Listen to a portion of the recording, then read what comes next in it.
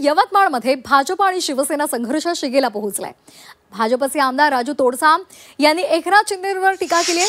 तुम्ही उपमुख्यमंत्री असले तरी आमचा नेता बॉस आहे, फडणवीसांच्या सहीशिवाय तुम्ही काहीच करू शकत नाही, अशी टीका त्यांनी केलेली आहे। नगर विकासच्या निधी संदर्भात दुजाभाव केल्याचा आरोप सुद्धा त्यांनी केलाय।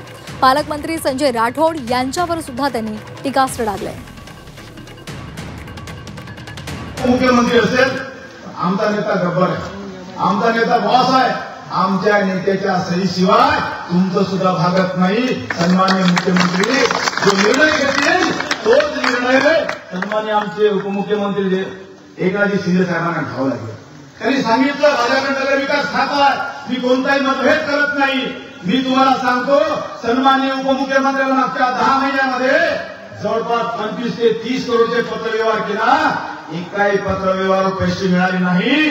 जे पैसे मी आणले ते माननीय मुख्यमंत्री यांच्या शिफारसीने जवळपास 12 कोटीपेक्षा जास्त पैसे त्या मागच्या 2 महिन्यामध्ये आणले। संजयभाऊ राठोड आमचे पालकमंत्री आहेत, आमचे मंत्री आमचे नेते आहे, आदर करतो त्यांचा।